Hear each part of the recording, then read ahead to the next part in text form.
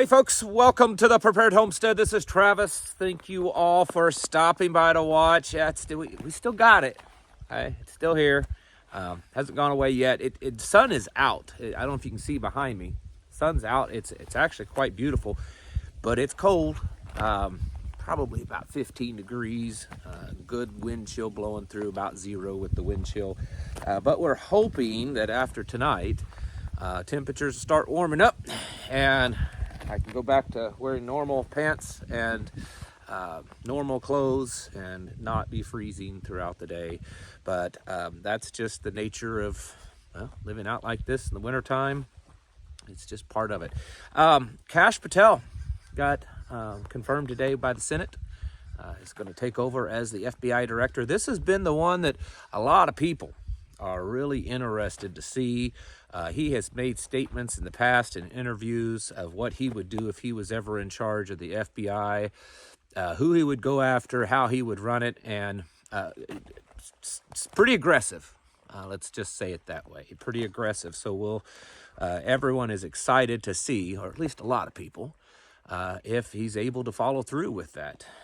And a lot of people think a big old house cleaning is about ready to happen with the FBI. So that one's interesting. Ukraine has said, and I haven't been able to find anything that confirms this, so this may just be part of the whole bickering back and forth and the talk that's going on, but Ukraine is now claiming that the United States has cut them off with arms, that they are no longer being sent to Ukraine, which this comes as a little bit of a surprise because it was just a few days ago, I believe last week, that the Trump administration reiterated that they would still continue to be sending support to Ukraine. But of course, things has changed, and there's been some words, between Zelensky and Donald Trump, and feelings I'm sure have been hurt, and it's probably all part of a big old game and charade for all of us to watch and believe that these people are actually against each other. But yeah, he's saying that it's being cut off. If that is the case, that could definitely change things greatly.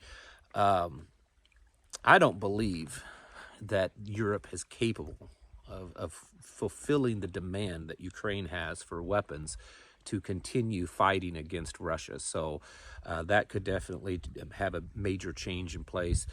Like I said,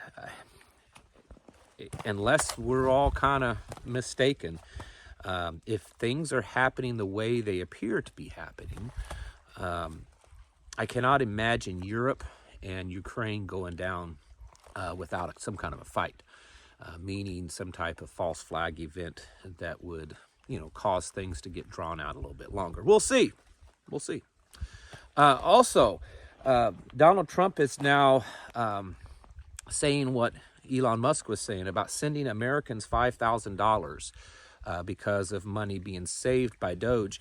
The problem is when you start to dig into this, it's not really money that's saved. It's not like the government has now billions of dollars in its bank accounts because of this.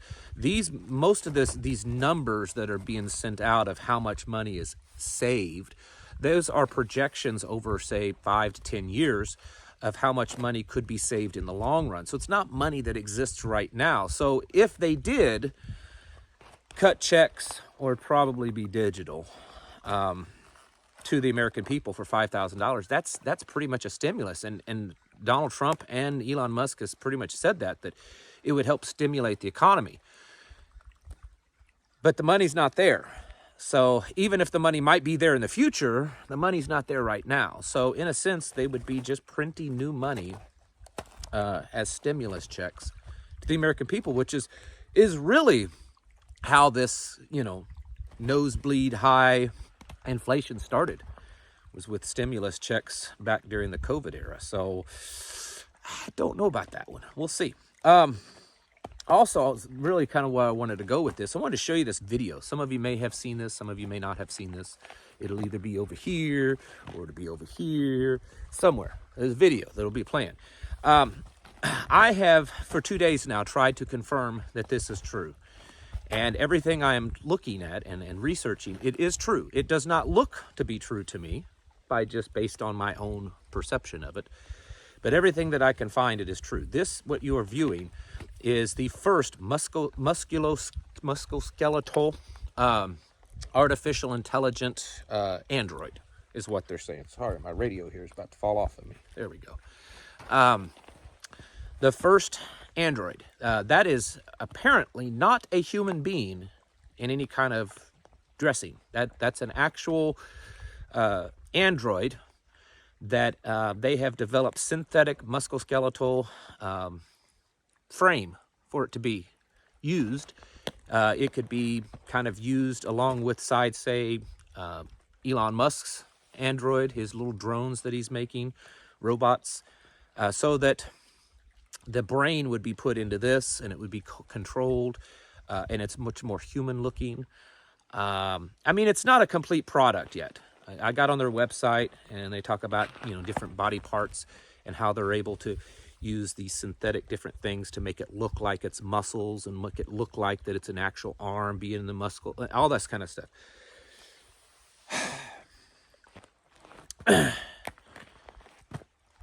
If this, and here's the thing, even if this video is proven to actually be a human being dressed up, that's actually what Elon Musk was doing originally with his android drone robots.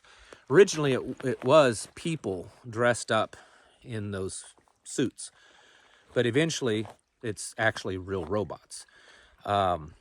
It was just, it was kind of like a concept car type of thing, that auto dealers do that. They'll come out with a concept car and it's actually just a shell. There's no real car there. There's no engine or anything. And then eventually, a few years, they have the real car. So even if it's just a human being, they are actively working on developing this kind of stuff. And I think that that's a little frightening. One thing, whether you like me or not right now, and whether you agree with me or not with all the things I've been saying, one thing that I think is quite true, that since the Trump administration has started, there has been no throttling back or talk of throttling back the usage of advanced technologies in our world. In fact, it's been just the opposite. Within really hours after Trump took office, there were people in the White House and in front of cameras talking about how artificial intelligence would be the new wave.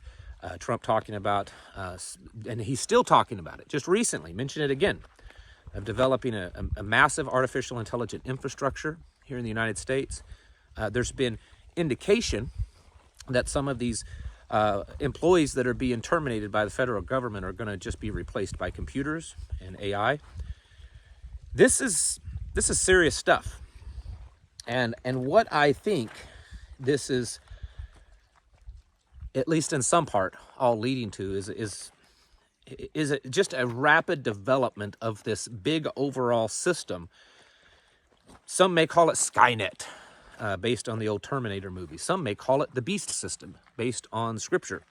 But it will be this big, artificial, fake, computer-driven, technology-driven world that is being developed.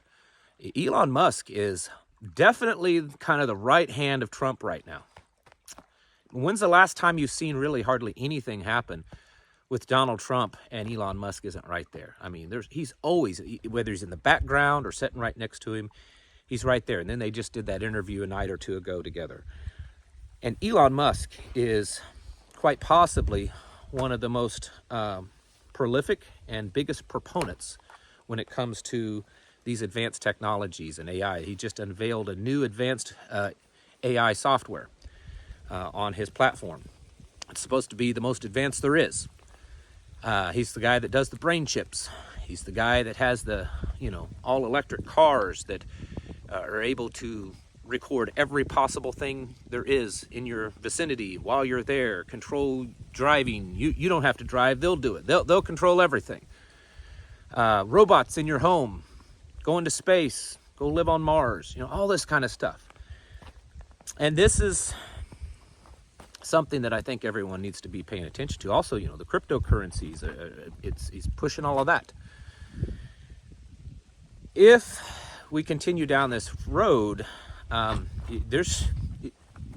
choices are going to be kind of getting slim. You're either going to have to accept all this stuff and embrace it in your life, or you're going to have to choose a life probably much more primitive, at least outside of it as much as possible, and much more self-sufficient. And that's what I've been promoting for a long time, is developing in your own life the ability to live outside the system when the system becomes too dangerous to live in. When the system goes into some kind of crash mode, or just becomes in this big intrusive computer program. Whatever it is, to develop in your own life a way that you can live outside of it. And I think that's something that we all need to be doing on a regular basis. Food production, energy production, developing skills. Just today over on my locals channel, which there is a link in the description below if you want to go click on it. I'm running a special that ends today. But talked about emergency childbirth and showed a birthing kit that I have put together for myself. Things like that, how to deal with other types of emergencies. We're going to have to get to where we do these things on our own, unless you want to be part of that system. I mean, that's what it's going to come down to. And the system could collapse before we get to that, and then the new era comes rushing in, or that just may be, transition that we don't hardly even notice. Either way, this is one of the big things that I've been pushing for, being self-sufficient, because at some point, the system may not. It may not be some Mad Max, Book of Eli type of scenario. I've said that so many times on this channel. It just may be that the system is so intrusive and so controlling of your life that you just don't want to be part of it. And if you want to survive through that, then you're going to have to be self-sufficient. You're going to have to figure out your own way to survive and to live without it. And it's more than just planting food.